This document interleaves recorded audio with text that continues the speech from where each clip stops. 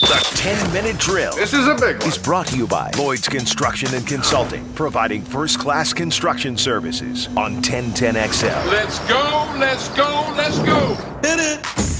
All right, let's do some sports concepts and rationalizations. We call it the 10-minute drill. We do it each and every day, and at the end of the drill, we'll drill you with a prize pack. Beef, what are we handing out this week, friend? Well, Dan, our Classic Albums Live with Led Zeppelin was such a big hit that we're running it back. Oh, let's run it back, Beef. Now, that's nice this term. week. Instead, this is looking ahead to April 17th when right.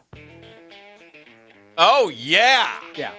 We're going to be in the Fast Lane, Dan. Yes, we are. As Classic Albums Live comes to the Florida Theater, doing the greatest hits of the Eagles.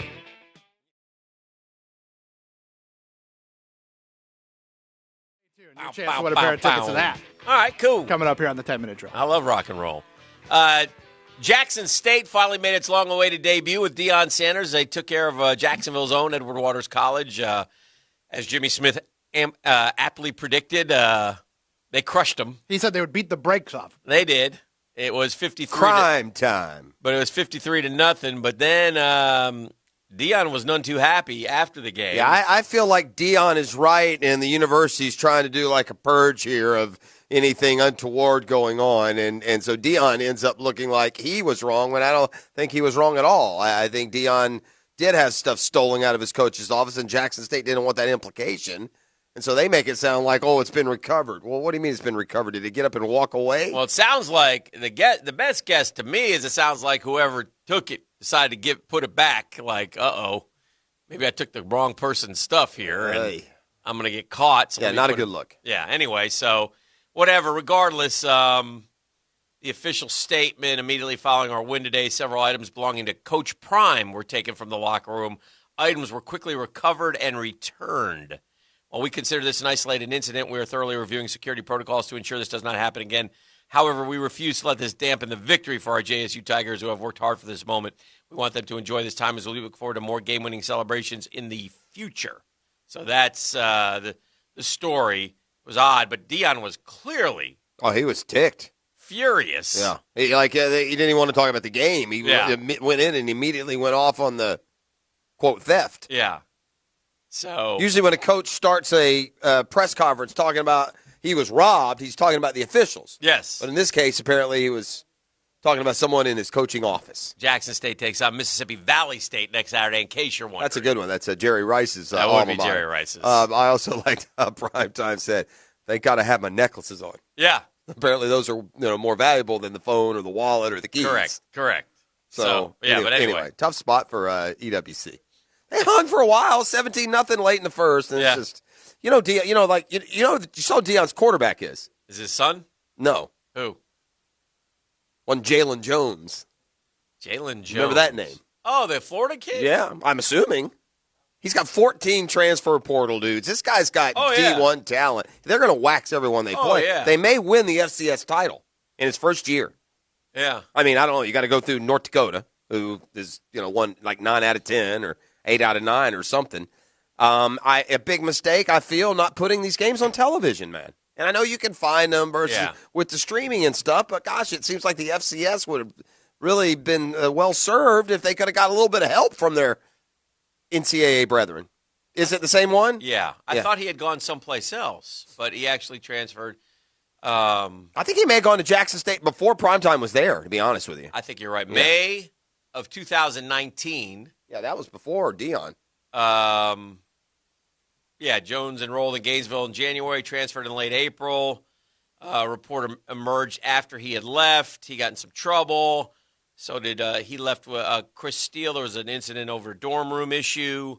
When the Jalen Jones decided to transfer to Jackson State, and that's where he went. Yeah, but he's got a receiver from one of the Knowles classes, but 14 in total. Oh, yeah. D1 level, like LSU and FSU and that level of initial commit. And obviously he's going to take some kids that fell out of favor for whatever reason. I don't know why I doubt it, but it seems like that's where he wants to be. But if he were going to stay there long term, the question you would ask then if he builds that program up is, which Division I Power 5 would be willing to play Jackson State then? Yeah, I don't know. It's a good question. You know. But those, I don't know. They play. The Big Ten will play North Dakota and Northern Iowa yeah. and some of those pretty good programs. And down here, forever, the teams would play Georgia Southern when they were winning. So I imagine that someone would. I look, with all due respect to the promise of Jackson State, no. No what? Well, you're not building that to a team that can compete with the LSUs and Bamas and No, Georgias. but my question is. But they'll beat Southern Miss though tomorrow. Yeah. They'll play tomorrow and they could beat them. And how long will Dion be there? I don't know. That's a good question. I promoted this before when we had one of the basketball players, first McDonald's All-American, to go to a HBCU. Remember? Yeah. And then after that, this happened. And again, I mean, if you want to change the whole system, then these HBCUs build their programs up till they're the ones that get the big money deals. Yeah. But that's a hard. Kids are trying to make the NFL, and they know the path from Alabama is a lot easier than from McNeese State. Trying to remember, I read something this weekend about Mac Jones, a positive thing, and it made me stop and think for just a second, as opposed to focusing on the negative traits of Mac Jones or the fact that he's not as athletic as people want him to be. Whoever it was, gosh, I can't remember who it was, said, oh, wait a minute, he's got a couple things that you want from any quarterback: accuracy and wins. And instead of tearing him down for having all that talent around him, how about talk about how he made everybody around him better? And it was just an interesting take. And in other words, are we passing? Is this another possible Tom Brady? Well, here's the question I have. This is, and I don't understand this, and I don't know if you can give me the answer. I'll try. Other than I'm one the answer man. Other than one played at Alabama and that talent and that system, and the other played at Florida, what is the difference in Mac Jones and Kyle Trask, like skill set wise? How are they different? Like to the point that one is mentioned in the top 10 in some case, and the other has fallen to round 3. I don't. And again, I'm not saying that there's not a difference. Yeah. But other than the fact that one played at a ready-built machine, a killing machine that wins titles, and the other is trying to cobble together a less talented team to get to that level. Like skill-wise, I don't see as big a difference between those two. Charlie Weiss was the guy. Okay. And let me expound on that. Charlie Weiss, for all of his perceived or all the criticism you can throw at him, and you can throw many, I've always felt like I accused him of eating the playbook when he left Florida. I've always felt like one thing he's hungry. pretty good at is talking about quarterbacks. He was with Brady, and I always remember him at Florida for picking Jacoby Brissett and saying, this guy, we need to offer this guy. And he was right. Jacoby Brissett's been in the NFL for a long time. I mean, he saw something in Jacoby Brissett, but he said, despite all the great things you'll hear about the top prospects, the NFL draft remains a crapshoot. Oops can be said in a bad way and a good way. One guy for whom oops eventually could be said in a good way is Mac Jones, currently not at the top of the stack of prospects. In other words, you don't want to be the guy who says oops when you pass on him or oops when you take him. But Weiss said, one of the two most important components of a star quarterback, they have the it factor and they're accurate. That's who he is. You talk about being around good players. Yeah, he was around good players, but playing on a team with a bunch of stars, who's the leader of that offense? He also had to make all those throws. I think the kid's an excellent quarterback. He has less holes than just about anybody. Look, he said, when you talk about Trevor Lawrence, what makes him so special is that he can do everything Mac Jones can, and he's athletic. He said, Fields, really good player. Wilson, really good player. Kid from North Dakota State, really good player. But this guy, Jones, he's the one making all the plays. All he does is win and throw completions. The he's a winner argument, the age-old chicken and egg question about quarterbacks. Does a history of winning in college have relevance at the NFL level? The mere suggestion of wins counting as a quarterback stat triggers many. That said, a true leader at the position gets more out of his teammates. Look at the various tales and anecdotes from Tom Brady in Tampa. So should the Patriots, who drafted Brady 21 years ago, take Jones? I don't want to be one of those people telling them how they are dumbasses if they don't do that, Weiss said. So I just think it's interesting. I'm gonna temper yeah, thoughts and opinions on this in homage to the local. I wish nothing but great things for Mac Jones. I don't understand where this is coming from. Why is Mac Jones any different than A.J. McCarron when he came out? Because of the numbers. Well, did A.J. They didn't come close to what Mac Jones did. Let me put it this way. I mean, Alabama just played a season where Let me put it they were this way. probably further removed from their competition than any year in all of these Alabama runs. They were probably more better than anyone they played this year than ever before.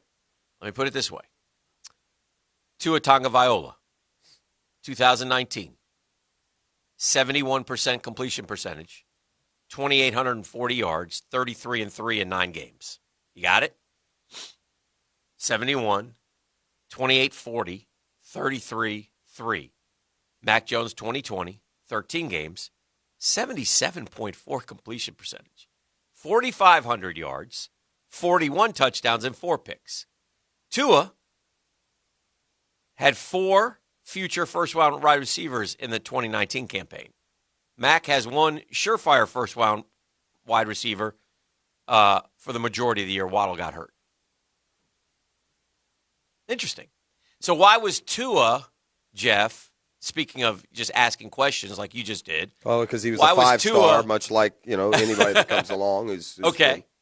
That's but why. It's not like Tua's this tremendous athlete, though, is he?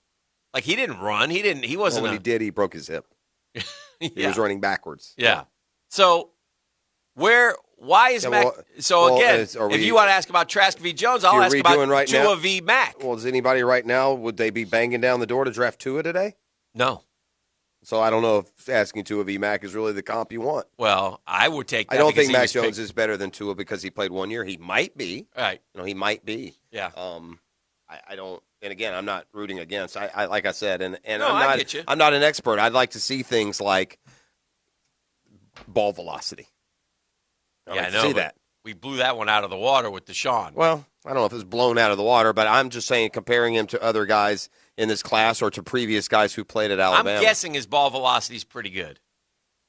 But, I mean, I can't take the word of people that text in, well, his ball velocity is higher than Trask. Like, these guys are sitting there with stopwatches, or they just say things because they sound is that what good to say? said? Well, I just don't know. I mean, because in fairness, I started this. I don't know I don't see what the big gap is between Mac Jones and Kyle Trask. Yeah.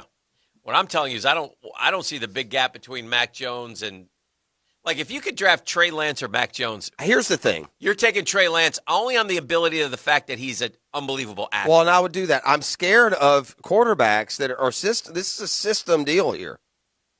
It's a system deal. Alabama goes undefeated every freaking year. Their quarterback every year throws 30 touchdowns. They don't go undefeated every year. Well, you know what I mean. 30 touchdowns and 5 picks every year. They all have those numbers. Jalen Hurts had them. He had a year where he had like 26-2. I don't think none have had it like he's had it.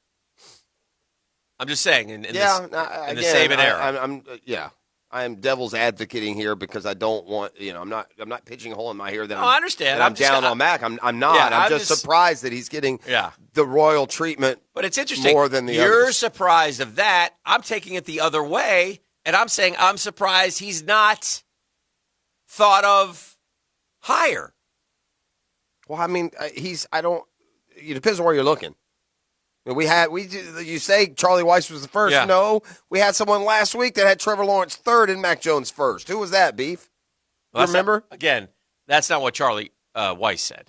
He said Trevor Lawrence is great because he can do everything that Mac Jones does, plus he's athletic. Oh, it was June Jones. Yeah, but June Jones. I'm just saying there are, though. You're not the first and only. Yeah. Okay, so I'm looking at the quarterback lineage for Bama since McElroy, cup of coffee in the league. A.J. McCarron, longtime backup. Blake Sims didn't play. Jay Coker won a natty. But if you look up Jay Coker, he didn't have the stats that Mac Jones no, had. and nor did he ever, A guy named Cooper Bateman got a start. Blake Barnett got a start. No, I'm thinking more McElroy. Jalen, Tua, and McCarron is who I'm really thinking of. McCarron was a big, strong-arm kid who played on good teams.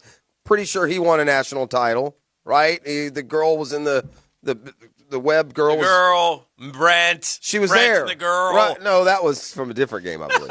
Brent and the girl. Yeah. Come on. McCarron's most touchdown throws, his junior year, he went 30-3. He played in more games than Mac, and he threw for 2,933 yards. Well, Alabama also, they ran the ball all the time. It took Nick Saban until the last few years to throw. But Mac Jones is more like McCarron in terms of he's not like Jalen or even Tua to a point in terms of running the ball, right? Even though Tua didn't run let me see what Tua ran for. Yeah, Tua was not a runner at all. Tua's biggest year rushing the ball for Bama, 57 for 190. Yeah, I never thought of him. It was 133, 190, and 17. Jalen Hurts was the runner. Yes. Well, I hope Matt Tua was part of the. Matt goes in the top 10, and he's very good. Maybe Tua was part of the RPO revolution, though, and Tua was athletic enough to. I guess I'm just Here's why, and this is not fair. I just think it's fascinating. Yeah, well, it is because I do think it's a crapshoot. I think I'm afraid of Alabama quarterbacks. Tell me one that's worked. That's fine. And they all have talent. And Mac Jones, again. Sometimes they miss, even the great Nick Saban. Yeah. But if Mac Jones are these things you're saying, then Tua and Hurts should have been playing. Are you afraid of Florida quarterbacks? Well, they're not going every year, but yeah, these guys aren't going every year. We just Florida hasn't had. Why? Jalen Hurts was a second-round pick. Florida hasn't had a draftable quarterback in 12, 15 years. Well, now, yeah. Well, so no, I'm not necessarily afraid of What about through the Spurrier quarterbacks? Well, they all did better than the Alabama quarterbacks have. Yeah. I mean, they did. None of them were. Rex Grossman went to a Super Bowl. No one wants to count it. Count it. Shane Matthews started a lot of games for a lot of teams on some winning teams. So I'm just saying that's more than any Alabama quarterback has done. A.J. McCarron is Shane Matthews. Except without the 100 starts. Wow. I don't think Shane started. No, but A.J. McCarron started 0. One game where Andy Dalton got hurt. That pretty much sums up A.J. McCarron's. Yeah. But I bet you Shane Matthews started 70 games. You would do? Don't you? No. Shane Matthews. Let's look at old Shaner. 22 starts, 32 played. Yeah, that's nothing. Yeah, well, it's a lot more than any Alabama quarterback since freaking Richard Todd. I mean, seriously. Who is an Alabama quarterback who has played? I mean, you're trying to give me Shane Matthews. You're telling me Alabama. I'm telling you that Shane Matthews did more in the NFL than any Alabama quarterback has done since when? A.J. McCarron's not done yet. He's got 4 starts. He could easily catch the 22. He's been in the league 10 years, man. Been in the league 7 years. Yeah, he's not. No. It's not happening. They're the same guys, all I'm saying. But anyway, so I think Mac Jones is the fascinating one to me going forward because you can hear Prosser's wonderment and you can hear my wonderment, and I'm just looking at it from a different perspective of wonderment. I kind of agree with Charlie Weiss. Like, what if Mac Jones ends up being the guy and Pittsburgh snares him?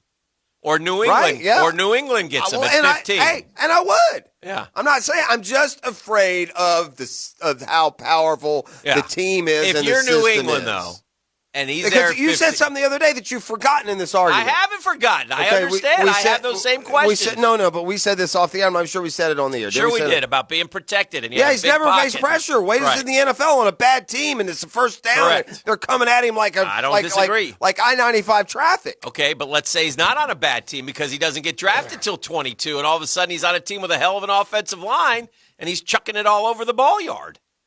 It's going to be a great, fascinating deal, and you're not going to get. Then the other thing is, because of COVID this spring, we're not going to get that breakdown like we would as much.